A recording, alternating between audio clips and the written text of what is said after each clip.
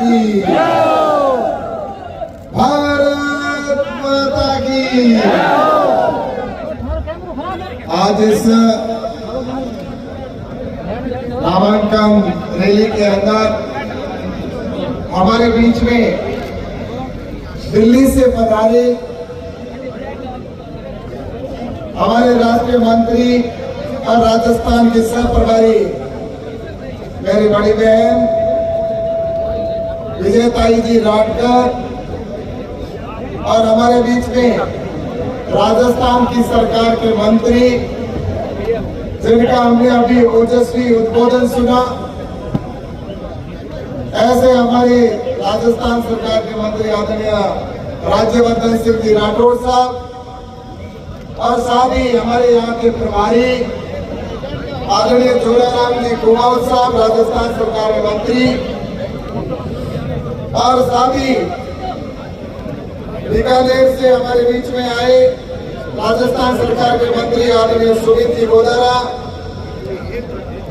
और हमारे यहाँ के स्थानीय गुड़ा मालड़ी के विधायक और राजस्थान सरकार के मंत्री और मेरे भाई आदरणीय के बिश्नोई जी, और साथ ही मंच पर विराजमान है हमारे आदरणीय CR चौधरी साहब जो किसान आयोग के अध्यक्ष, और साथ ही मंच पर विराजमान हमारे यहाँ के स्थानीय विधायक जिनमें हमारे बीच में विराजमान है आदरणीय हमीर सिंह जी वाले साहब, और साथ ही हमारे पूर्व मंत्री आदरणीय अमराराम जी चौधरी साहब, और हमारे बीच में विराजमान है हमारे चौटन के विधायक आदरणीय आदुराम जी बेगवाल साहब, और हमारे बीच में विराजमान है हमारे जैसलमेर के विधायक आदरणीय छोटू सिंह जी, और हमारे अरुण जी चौधरी पचपदरा के विधायक,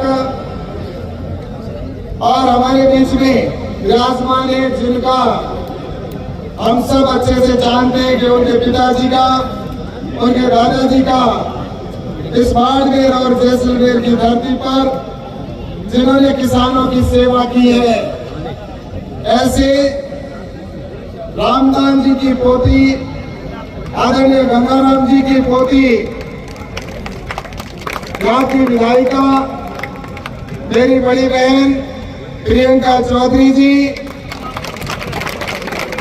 मैं उनको बहुत बहुत धन्यवाद देना चाहता हूँ कि उन्होंने राष्ट्रवाद को प्राथमिकता में रखा और उन्होंने निर्दलीय चुनाव जीतने के बाद देश को आगे बढ़ाने के लिए प्रधानमंत्री नरेंद्र मोदी जी के नेतृत्व में तीसरी बार सरकार बने, इसके लिए उन्होंने भारतीय जनता पार्टी को समर्थन दिया। इसके लिए मैं उनका बहुत बहुत धन्यवाद देना चाहता हूँ। और इसके साथ ही मैं जितने भी आज भारतीय जनता पार्टी के यहाँ पर मंच पर बैठे सभी नेता, मैं एक एक का नाम लूंगा तो बहुत वक्त लग जाएगा। हमारे बीच में आदरणीय प्रताप जी महाराज हमारे ही पोखरण के विधायक, सभा चाहूंगा उनका नाम, और उसके साथ ही हमारे मंच पर सभी संत वृंद विराजमान है, उनके चरणों में नमन करता हूँ, वंदन करता हूँ। सभी भारतीय जनता पार्टी के वरिष्ठ यहाँ पर बैठे नेतागण, और उसके साथ ही यहाँ पर आए हुए बाड़मेर जैसलमेर की आवाज जनसमूह के अंदर यहाँ पर आए हुए सभी, यहाँ पर देवतुल्य जनता आए हुए सभी मेरे भाइयों बहनों को मैं नमन करता हूँ, वंदन करता हूँ और उनके चरणों में अभिनंदन करता प्रणाम करना चाहूंगा। मैं आपका बहुत बहुत स्वागत करना चाहता हूँ कि एक छोटे से कार्यकर्ता के लिए आप सभी मुझे यहाँ पर आशीर्वाद देने के लिए आए हो, तो मैं आपका बहुत बहुत धन्यवाद देना चाहता हूँ। मैं आभार प्रकट करता हूँ आप सभी का कि आपने मुझे पिछली बार आशीर्वाद दिया और उसका परिणाम ये रहा कि हमारे देश के प्रधानमंत्री आदरणीय नरेंद्र मोदी जी दूसरी बार बनी, और दूसरी बार बनने के बाद उन्होंने जिस तरह से देश को आगे बढ़ाने का काम किया, अभी मुझसे पूर्व वक्ताओं ने जो बातें कही है वो आप सब भली भांति जानते हैं, और निश्चित रूप से मैं कहना चाहता हूँ आप सबसे कि आप सभी यहाँ पर उपस्थित हुए हो, मैं पिछले कई दिनों से देख रहा हूं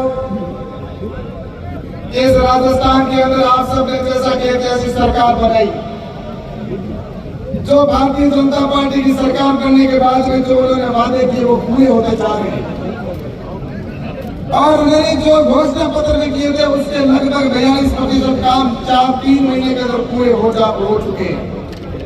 अभी आगे 4.5 पौने 5 साल पड़े हैं, उनके अंदर कितने ना जाने और काम होंगे इस राजस्थान में। लेकिन पूर्व में जो अशोक गहलोत की सरकार थी, उस अशोक गहलोत की सरकार ने जिस तरह से राजस्थान के अंदर चाहे भ्रष्टाचार हो, चाहे कामों को रोकने की बात की हो, किया है, ये आप सब जानते हैं। उसकी वजह से आपने सरकार को कदर दिया। इसके लिए मैं आप सभी का बहुत बहुत आभार प्रकट करना चाहता हूँ। हाँ, ये जरूर है कि मेरे भी यहाँ पर सरकार नहीं होने की वजह से कई बार कई परिस्थितियां पैदा होती है। सरकार नहीं होने की वजह से कई काम ऐसे जो थे या होने जरूरी थे लेकिन वो नहीं करवा पाए। लेकिन अब मैं आपसे कहना चाहता हूँ कि यहाँ पर राजस्थान में जब भारतीय जनता पार्टी की सरकार बनी है तो अब आने वाले समय के अंदर विकास के अंदर किसी प्रकार की कोई कमी नहीं छोड़ी जाएगी, जो बचे हुए काम भी होंगे। अभी कुछ लोग सोशल मीडिया पे चलाते हैं, कुछ लोग जैसा कि कहीं मीडिया के अंदर देने की कोशिश करते हैं और ये कहते हैं कि गहलोत जी आपने क्या किया। मैं आज आपके सामने कहना चाहता हूं, मुझसे पूर्व भी कई सांसद रहे, उनके कामों की अगर बात करें तो आपको पता है कि कांग्रेस की सरकार में चाहे यूपीए की सरकार रही, उसके समय में काम होते ही काम थे, होने का नाम भी नहीं होता था। लेकिन नरेंद्र मोदी जी की सरकार बनने के बाद जो बाड़मेर के अंदर जो काम हुए, और कामों को आज जो लोग सोशल मीडिया पर लिखकर बात करते हैं, मैं उनको बताना चाहता हूँ कि बाड़मेर जिले में क्या क्या काम हुए हैं इन 5 सालों के अंदर। प्रधानमंत्री ग्राम सड़क योजना के तहत पिछले 5 साल में 1400 किलोमीटर सड़क बनी है, वो प्रधानमंत्री नरेंद्र मोदी केंद्र सरकार की बनेगी और उसके ऊपर मेरे रिकमेंडेशन से साइन होने के बाद में सड़कें बनी है।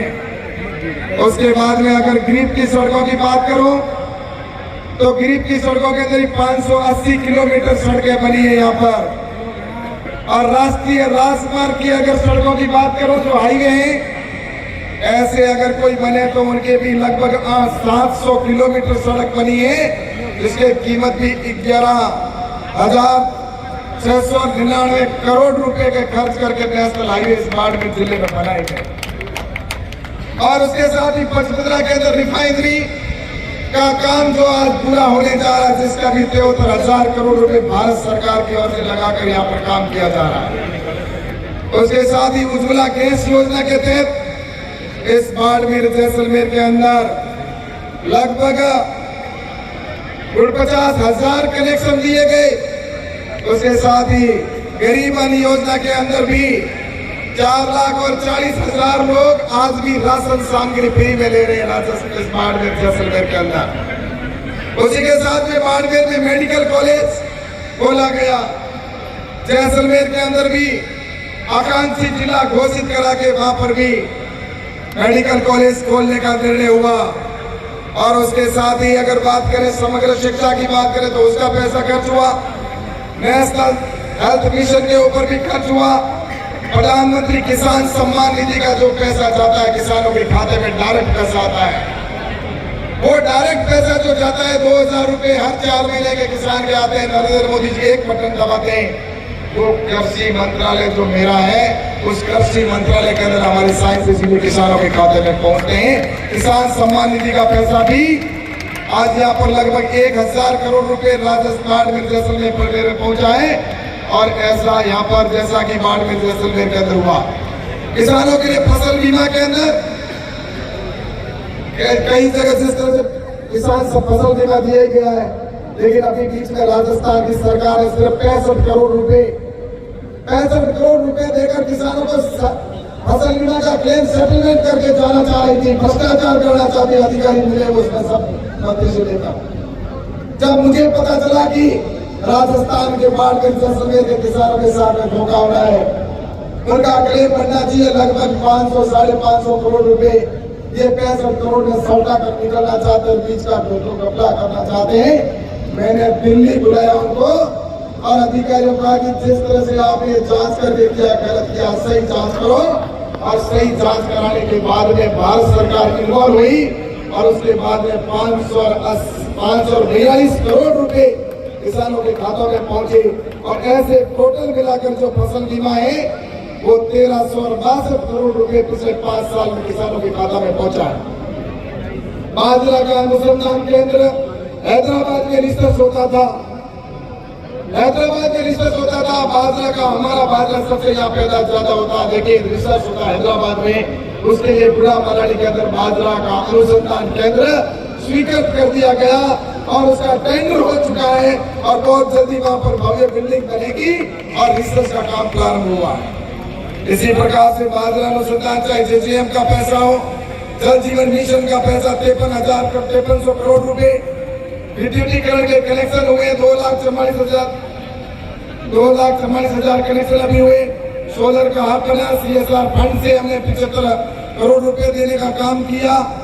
मनरेगा के अंदर जैसा कि 5,000 करोड़ रुपए प्रधानमंत्री आवास के तहत इस बार में जैसलमेर में 2,21,919 मकान बनाए गए। और इसी के साथ में लिस्ट बहुत लंबी भी विद्युतीकरण के अंदर हो, चाहे रेलवे के कार्य हो, 1370 करोड़ रुपए रेलवे के इलेक्ट्रिफिकेशन का काम हुआ, सारा इलेक्ट्रिक का काम हुआ रेलवे का। ऐसे ही आपके ऑक्सीजन कंसंट्रेटर के तौर पर 2200 ऑक्सीजन कंसंट्रेटर क्षमता के 14 प्लांट लगाए। कोरोना के समय में 150 ऑक्सीजन कंसंट्रेटर देने का काम किया। 321 डाक विभाग के हमारे पोस्ट ऑफिस खोलने का काम किया और 1000 से अधिक नए टावर इन 5 सालों के अंदर लगाने का काम हुआ है। और इसके साथ ही DMFT के अंदर भी पैसा 5-6 हजार करोड़ BADP के अंदर भी खर्च हुआ। और उसके साथ ही बाड़मेर के अंदर चाहे फसल बीमा से लेकर किसानों के उचित मूल्य से हो और खरीद और ऐसे FPO 21 FPO बनाए। और उसके साथ ही जल प्रदूषण जो बालोतरा उद्योग के लिए था उसने 135 करोड़ रुपए का वहां पर प्लांट लगाकर उनको जो पॉल्यूशन की समस्या को समाप्त कराने का काम किया। और उसके साथ ही बाड़मेर के अंदर जो हमारे प्रवासी भाई आते हैं या यहाँ से कोई बाहर जाता है तो राजस्थान की सरकार ने कुंडली मार कर बैठे थे कि यहाँ पर किसी प्रकार का एयरपोर्ट नहीं बनना चाहिए, जमीन नहीं थी। 4.5 साल तक मैं कहता रहा, लेकिन मैं धन्यवाद देना चाहता हूँ हमारी नई सरकार बनी और हमारे मुख्यमंत्री जी ने यहाँ पर अब एयरपोर्ट उत्तरलाई के अंदर बनेगा, उसकी जमीन एलोकेशन का काम कर दिया है और बहुत जल्दी यहाँ पर एयरपोर्ट बनाया जाएगा। इस प्रकार से मैं कहना चाहता हूँ, आज मैं आप सबके सामने कुछ बातें जरूरी कहना चाहूंगा। ये मैंने जो काम किया इससे पहले भी कई हो गए जिन्होंने जिनका हिसाब तो सामने वाले देंगे, मुझे उनका हिसाब वो देते रहे, लेकिन ये तो सिर्फ मैंने गिनती के बताए, ऐसे और भी कई काम बहुत लंबी लिस्ट है। लेकिन मैं आप सबसे कहना चाहता हूँ कि आज यहाँ पर जैसा कि आप सभी यहाँ पर आए हो और हम सभी जानते हैं कि आने वाले समय के अंदर भी हमें और काम करने की आवश्यकता है। और मैं आपसे ईमानदारी के साथ आज इस मन से कहकर चाह रहा हूँ, मेरी आदत है मैं जो कहता हूँ सही कहता हूँ, गलत बात नहीं करता। और इसकी अच्छी तरह से बात जानते हैं कि बाइटू के अंदर भी मैंने एक बार घोषणा की थी जब मैं विधानसभा का चुनाव लड़ा था। उस समय मैंने कहा था कि अगर मैं विधायक बन गया तो बाइटू की जनता के प्रत्येक ग्राम पंचायत के अंदर मीठा पानी पहुंचाऊंगा। और उसको बीच में जब मैं विधायक बनने के बाद में प्रयास कर रहा था, काम रुक गया, काम बीच में उसका टेंडर कैंसिल हो गया, आधा काम होने के बाद काम नहीं कर रहा था ठेकेदार, तो उसके बाद में प्रयास करके उसको वापस सैंक्शन कराने का काम उस समय करके और हर पंचायत में मीठे पानी के लिए पाइप पहुंचाने का काम उस समय किया। ये मैंने घोषणा की थी उस समय कि अगर मैं दोबारा तभी आपके सामने आऊंगा जब मैं आपको मीठे पानी की पाइपलाइन पहुंचा दूंगा हर गांव में। और दोबारा जब जनता के बीच में गया तो पानी की हर गांव में होदी बनाने के बाद ही जनता से मैंने वोट मांगे थे। और उस समय मैंने कहा था कि अगर मैं दोबारा नहीं अगर आपके सामने आऊंगा तो तभी आऊंगा जब मैं आपके ये समस्या का समाधान पानी पहुंचाने का काम नहीं करूंगा तब तक आपके सामने नहीं होगा। और उस घोषणा को मैंने करवाया। लेकिन आज मैं आप सभी से यहाँ पर कहना चाहता हूँ, कुछ राजस्थान की सरकार की वजह से समस्याएं रही। अब राजस्थान में डबल इंजन की सरकार बनी है। मेरे भाइयों, मैं मेरे सभी युवा साथियों से कहना चाहता हूँ, इस बाड़मेर जिले के अंदर बहुत संभावनाएं हैं। आज जिस तरह से रिफाइनरी है, रिफाइनरी से कई बाई प्रोडक्ट बनेंगे, उससे कई प्रकार की फैक्ट्रियां लगेगी। यहाँ के युवाओं को रोजगार के लिए आपका ये भाई आपके लिए हमेशा साथ खड़ा रहेगा, क्योंकि अब सरकार हमारी यहाँ पर है तो निश्चित रूप से आपको रोजगार मिलेगा। रोजगार के लिए मैं आपसे कहूँ, दूसरा मैं आपको यहाँ पर एक और कहना चाहता हूँ। आज यहाँ पर आपके सामने घोषणा करके जा रहा हूँ, कहना चाहता हूँ कि जैसलमेर से लेकर और मुझसे पहले कई घोषणाएं करके गए आपके सामने। बजट के अंदर भी बता दिया कि ये सड़क बन गई, रेलवे लाइन बन गई। अगर बात करते हैं तो यहाँ पर तो मैंने जैसा कि बाड़मेर जैसलमेर के अंदर आज रेलवे का काम चल रहा है, वहां पर लगभग देखा होगा 250-300 करोड़ का रेलवे स्टेशन एयरपोर्ट जैसा बन रहा है। ऐसा ही बाड़मेर के अंदर भी रेलवे स्टेशन शानदार बन रहा है, बड़ोदरा में बन रहा है। बाकी सारे काम, कई ट्रेनें नहीं शुरू हुई, कई ट्रेनों के आने के अंदर बाधाएं आ रही है, क्योंकि पासिंग लाइन नहीं होने की वजह से ट्रेनें रुके तो कहाँ रुके, सफाई कैसे हो। उसके लिए भी बाड़मेर के अंदर भी अगले आने वाले समय के अंदर यहाँ पर शानदार व्यवस्था की जाएगी, यार्ड बनाया जाएगा ताकि अधिक से अधिक हमारी ट्रेनें आए। और इसी प्रकार से बाड़मेर के अंदर भी वहां पर भी इसी प्रकार का किया जाएगा। वहां पर भी उसका प्रधानमंत्री ने शिलान्यास कर दिया है, वहां भी यार्ड बनेगा ताकि ट्रेनें ज्यादा से ज्यादा वहां पहुंचे। और इसके लिए मैंने वहां पर मंत्री जी से कई बार बात करके कहा कि मेरे ये सारी चीजें बॉर्डर का क्षेत्र होना बहुत जरूरी है, तब ये किया गया। और आज मैं आपके सामने यहाँ पर आपको कह के जाना चाहता हूँ, आपके सामने आज यहाँ पर मैं कह देना चाहता हूँ कि अगली बार मैं जब भी आपके सामने दोबारा लोकसभा के वोट मांग रहा उससे पहले जैसलमेर से बाड़मेर होते हुए गुजरात के लिए ट्रेन है, उसको हम बाड़मेर जैसलमेर से ट्रेन प्रारंभ होगी। आप मुझे आशीर्वाद देना। दूसरा मैं आपको और एक वादा करके जाता हूँ, यहाँ पे आज नदियों से नदियां जोड़ने की जो बात है, उसके अंदर मैं किसानों से वादा करता हूँ कि अगली बार आपके इस प्रोजेक्ट को ध्यान में रखकर और नदियों से नदियां जोड़ने का काम किया जाएगा। हमारे यहाँ पर भी नदियां जोड़ने का काम होगा।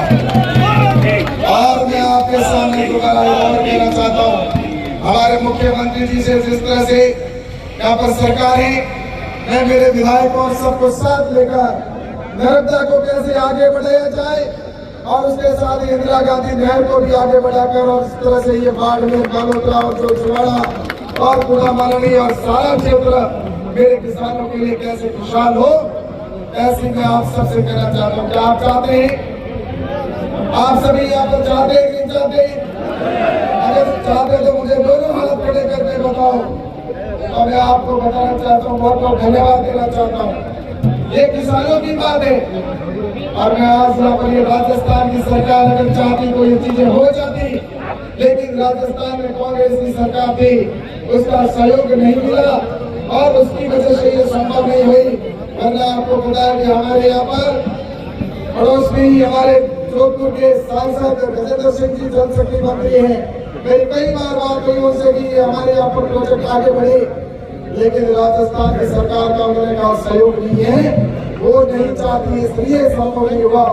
मैंने कहा अगर ये हमारी सरकार बनी तो मैंने कहा अपनी सरकार बनते ही निश्चित रूप से ये प्रोजेक्ट निश्चित रूप से आगे बढ़ेगा। तो मैं आपसे ये कह सकता हूँ कि अब आने वाला चुनाव मेरा नहीं है, आप सबका चुनाव है।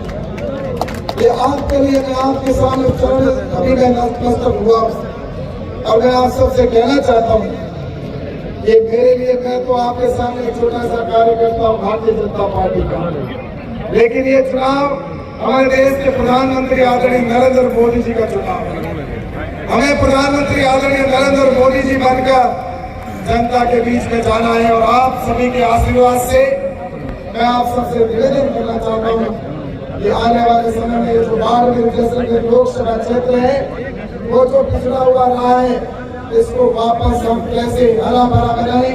और इसके लिए जो आने वाले समय के अंदर मैं आप सबको यही कहना चाहता हूँ कि आने वाला वक्त हमारा देश को विकसित भारत बनाना है। और हमारा देश का विकसित भारत बनाने में हमारा प्रदेश और हमारा राज्य, हमारा जिला विकसित होना बहुत जरूरी है। तो इसलिए मैं आप सबको यही कहना चाहता हूँ, कभी मैं तो देखो मैं तो नहीं कह सकता हूँ कि मैंने हमेशा ईमानदारी से काम किया। मैं आप सबसे कहना चाहता हूँ कि मैंने कई लोग किसी प्रकार के कई पिछली सरकारों में क्या करते थे, लेकिन मेरे पे सबसे पहले मैं आपको ये कहना चाहता हूँ कि मैंने आपके बीच में कभी इस जैसलमेर के सम्मान को झुकने नहीं दिया और किसी प्रकार का एक भी रुपये का मेरे ऊपर कोई आरोप नहीं लगा सकता, क्योंकि मैंने ईमानदारी से काम किया। और मैं आप सबसे यही कहूँगा, ईमानदारी से काम करते हुए मैं आप सबका आशीर्वाद चाहता हूँ। और इसलिए आप सबके चरणों में मैं नमन करता हूँ। आप मुझे आशीर्वाद देने के लिए आए, तो आप सभी यहाँ से कैलाश बनकर और नरेंद्र मोदी बनकर आप सभी मैदानों में जाएंगे। अभी यहाँ पर हम सभी बैठेंगे, अभी और भी बात कुछ कहनी है, तो मैं आप सबसे निवेदन करता हूँ कि हम आपके सामने नतमस्तक होकर और आप सबसे आशीर्वाद जनता जनार्दन से आप सभी से मांगता हूँ, आप सबका मुझे आशीर्वाद मिले ताकि मैं इस बात को दर्शन करके जो और विकास कैसे कर सके। हमारे प्रधानमंत्री नरेंद्र मोदी जी को 400+ सीटों के साथ में कैसे ला सके। आपको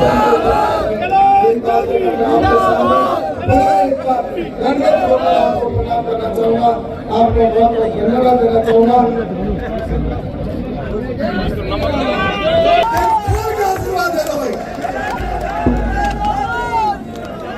अब